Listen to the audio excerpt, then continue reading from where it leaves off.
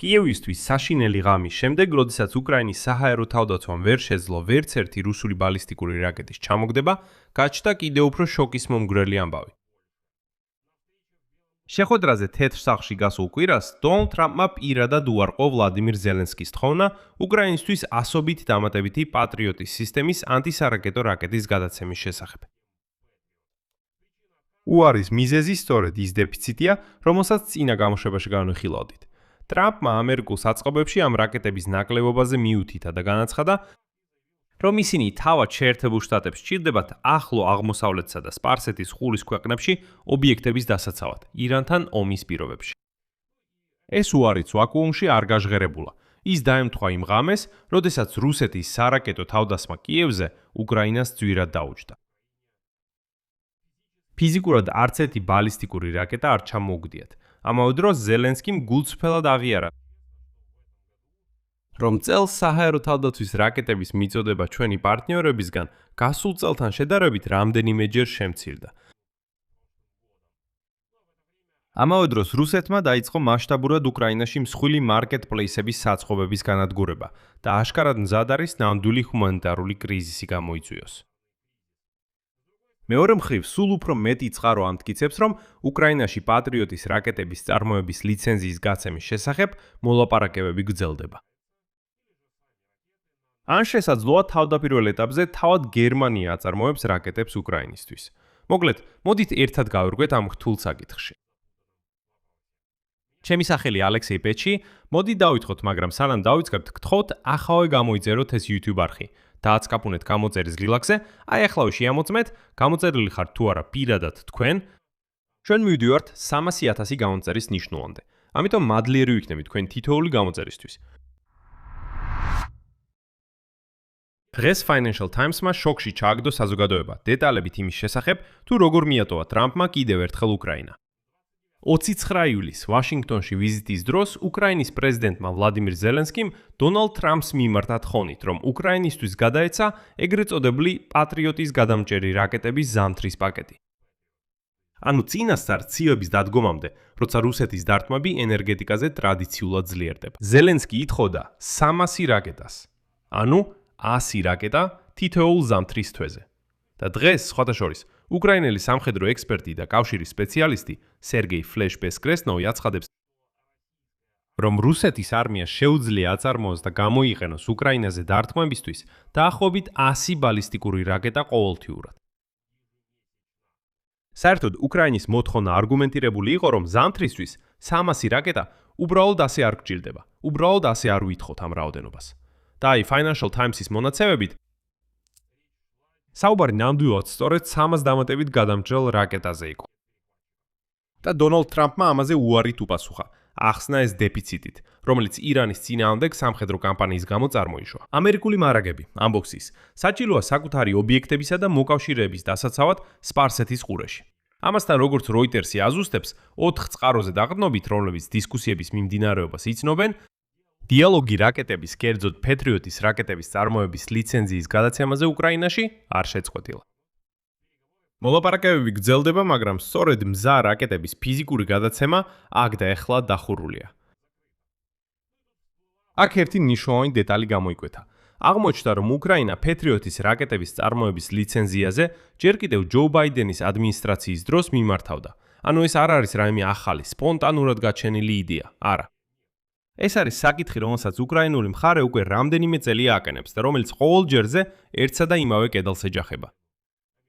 ამერიკელი მწარმოებლები მზად არ არიან ასეთი მგრძნობიარე ტექნოლოგია მოკავშირეებსაც კი გაუზიარო. მაგრამ მოდით ვიყოთ გულწრფელები, რომ ჯო ბაიდენის დროს ეს საბედისწერო ლიცენზია რომ გაეცათ, დღევანდელი მდგომარეობით უკრაინა უკვე ფიზიკურად თავად აწარმოებდა პატრიოტის გადამჭრელ რაკეტებს. და აღარ იქნებოდა საჭიროება გვევლო და გვეხვეწა დონალდ ტრამპს, რომ ეს რაკეტები მოგცეს. ვდგავარ უბრალოდ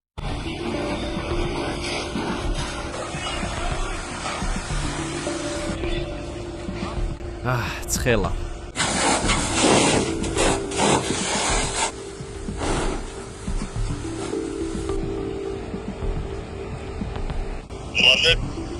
შეიძლება იქნება.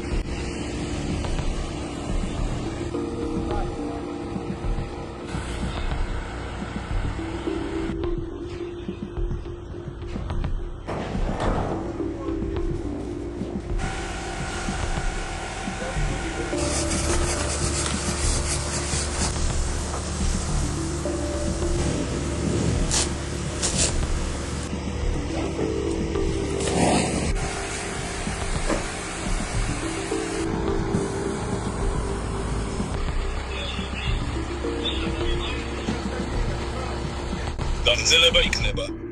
სუბტიტრების შექმნა დიმა ტორზოგმა.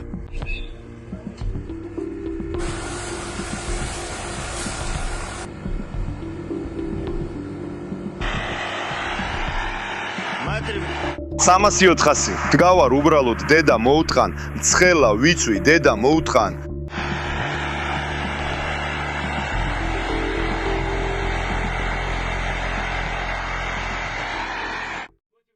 ამავდროულად 5 აგვისტოს ღამეს რუსმა სამხედროებმა კვირაში მესამედ მიაყენეს მასიური დარტყმა კიევსა და კიევის ოლქს. კიევში თავდასხმის შედეგად ერთი ადამიანი დაიღუპა, კიდევ 24 დაშავდა.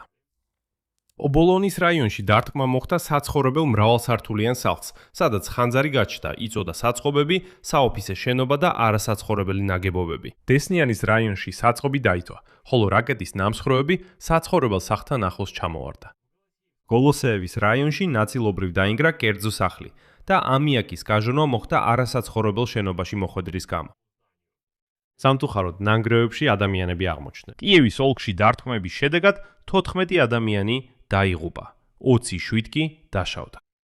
თავდასხმის მსხვერპლი გახდა ქალაქი ბროვარი და რამდენიმე სოფელი, სადაც ლოგისტიკურ და საწყობ კომპლექსებში მასშტაბური ხანძრები გაჩნდა. სამრეწველო საწარმოებში, სავაჭრო და სხვა ობიექტებში. ასევე დაიწვა ლოგისტიკური კომპლექსები ბუჩის რაიონში და საწარმოები სოფელ კალინოვკაში. მანამდე შეგახსენებთ, რუსეთმა მასირებული დარტყმა მიაყენა ბალისტიკური რაკეტებით კიევსა და კიევის ოლქს 1 აგვისტოს ღამით. მაშინ აიღუპა 9 ადამიანი, 30-ზე მეტი დაშავდა. დაზიანდა 13 საცხოვრებელი მრავალსართულიანი სახლი, 4 კერძო სახლი, ადმინისტრაციული და არასაცხოვრებელი შენობები, კინოსტუდია, 1 მაღაზია და ავტომობილები. ცოტა ადრე, 30 ივლისს, რუსეთის სარაკეტო დარტყმის შედეგად კიევში 1 ადამიანი დაიღუპა, კიდევ 2 კი დაშავდა. კიევის რეგიონში 5 ადამიანი დაშავდა. ასევე იმავე დღეს თავდასხმის მსხვერპლი გახდა ვოვი და დაბა რადუშნოე დნეპროპეტროვსკის რეგიონში. ამ უკანასკნელში 5 ადამიანი დაიღუპა. ეს ერთი ოჯახი იყო ბავშვების ჩათვლით. აქ როგორც ხედავთ, ნაჩვენებია, როგორც არ უნდა ჟღერდეს თავად საჰაერო თავდაცვის რაკეტების დეფიციტის მათემატიკა. მაგალითად, 1 აგვისტოს ღამეს უკრაინის საჰაერო თავდაცვის სისტემამ ჩამოაგდო გაშვებული დრონების 80%. ხოლო ბალისტიკურ რაკეტებთან საქმე სრულიად ჩავარდა და 1 აგვისტოს ღამეს და 5 აგვისტოს ღამეს სამწუხაროდ უკრაინის საჰაერო თავდაცვამ ვერც ერთი ბალისტიკური რაკეტა ვერ ჩამოაგდო. ვერც ერთი. და აქ უბრალოდ შეგახსენებთ დონალდ ტრამპის უგუნურებას, რომელმაც უკრაინა ასეთ მდგომარეობაში ჩააყენა. საკითხის მასშტაბის შესადარებლად, ირანთან კონფლიქტის გამწვავების პირველ დღეებში მარტის დასაწყისში აშშ-მა და მისმა პარტნიორებმა დახარჯეს 100-ობით თადის გადამჭრელი რაკეტები და ოფიციალურად 800-ზე მეტი პატრიოტის გადამჭრელი რაკეტები. მიუხედავად იმისა, რომ აშშ-ში წელიწადში სულ რაღაც 600-ზე ცოტა მეტ ბაქსამის რაკეტას აწარმოებს, ამავე პერიოდში აშშ-მ უკრაინას გადასცა დაახლოებით 90 ჩამოწერილი ისრაელის პაკ-2-ის ჩამომგდები, ანუ ეს მოძველებული რაკეტებია. ამავე დროს სამხედრო მრჩეველმა სერგეი ბესკრესნოვმა, რომელიც ცნობილია მეტსახელად ფლეში, განმარტა, რამდენი ბალისტიკური რაკეტის გამოშვება შეუძლია რუსეთს ფიზიკურად უკრაინის მიმართულებით ყოველთვიურად. მან აჩვენა პრობლემის მასშტაბი არა მხოლოდ ცალკეულ ღამეებზე, არამედ მთელი ომის დინამიკაში. მისი შეფასება ადასტურებს, რომ მიმდინარე დაბომბვები ზუსტად ბალისტიკური იარაღის გამოკანების სტაბილურად მზარ ტენდენციაში ჯდება. ანუ რუსებმა გაიგეს, რომ სწორედ ბალისტიკური იარაღით უნდა დაარტყან, რადგან სამწუხაროდ უკრაინა მისგან დაცვას ვერ ახერხებს. ფლეშის თქმით, რუსეთს შეუძლია თვეში დაახლოებით 100 ბალისტიკური რაკეტა გაუშვას უკრაინის მიმართულებით. ამ დროს ზიანი მხოლოდ საცხოვრებელ რაიონებს არ ადგება. დღეს ღამით დარტყმის ქვეშ მოხდა მსხვილი სამოქალაქო ობიექტები. ეს არის ეპიცენტრის ნოვა-პოშტას და როზეტკას საცაწყობები. რიტეილერებს განადგურებული აქვს საწყობები და საწარმოო სინძლავრები და როგორც ხედავთ, რუსეთი გადავიდა დარტყმებზე სწორედ საწყობებსა და ლოგისტიკაზე და როგორც ამბობს ფლეში, ციტატა. ეხლა რუსებს უერთია, რას დაესმიან თავს. ისინი დარტყმებს აყენებენ სასურსათო და სამშენებლო მასალების საწყობებზე, საცალო მაღაზიებზე, საწარმოო ობიექტებზე და სამწუხაროდ ასეთი თავდასხმები გაგრძელდება. ამიტომ მეგობრებო, ვფიქრობ უკვე აშკარაა, რომ უკრაინაში ყველა ლოგისტიკური არხი თავიდან უნდა გადაეცქვას. ანუ დიდი საწყობები აღარ უნდა არსებობდეს. მაქსიმალური გაფანტვა. ეს უკვე გადარჩენის საკითხია. და თითქოს მიეცით უკრაინას ლიცენზია რაკეტის წარმოებაზე. თვითონვე აწარმოებს ამ პატრიოტის ჩამომგდებ რაკეტებს.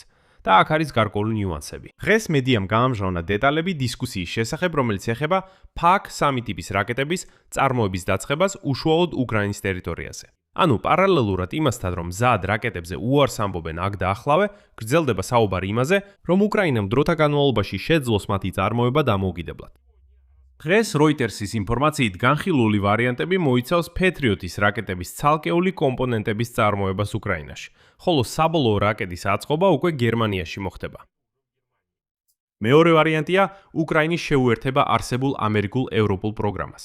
Patriot-ის გადამჭრელი რაკეტების წარმოებისთვის ან კიევისათვის უფრო იაფი ვერსიის, PAC-3 რაკეტის წარმოების შესაძლებლობის მიცემა. აი ზუსტად ეს თქვი წინა გამოშვებებში. კარგი, თუ არ გსურთ რომ პირდაპირ გააზიაროთ PAC-3-ის სუპერ ტექნოლოგია, ყველაზე თანამედროვე რაკეტა, მაშინ მიეცით ეგრეთ წოდებული საექსპორტო ვერსია. ანუ ის ცოტა იაფია, ცოტა უფრო მარტივია, მაგრამ მიუხედავად ამისა ბალისტიკასთანაც კარგად უმკლავდება.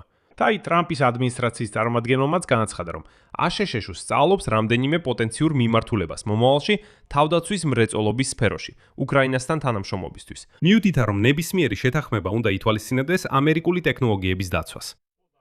წყაროების ინფორმაციით, ყველაზე რეალისტურ ვარიანტად მაინც მიიჩნევა მხოლოდ კომპონენტების წარმოება უკრაინაში და მათი საბოლოო აწყობა მზა რაკეტად უკვე გერმანიაში.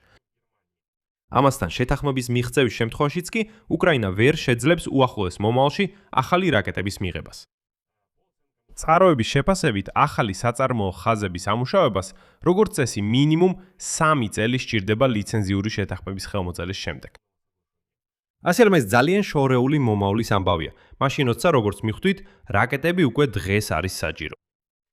აქ მრავალ წერტილს დავსვამ. თქვენი აზრი და დასკვნები დაწერეთ ამ გამოშვების კომენტარებში. გამოიწერეთ არხი, დააცკაპუნეთ ზარზე და არ დაგავიწყდეთ ლაიქის დაჭერა. თუ გსურთ ამ YouTube არხის მუშაობის მხარდაჭერა, ამას ფინანსურად შეძლებთ ნებისმიერი დონატის საშუალებით, ბმულებითა და რეკვიზიტებით, რომლებიც მითითებულია ამ ვიდეოს აღწერაში.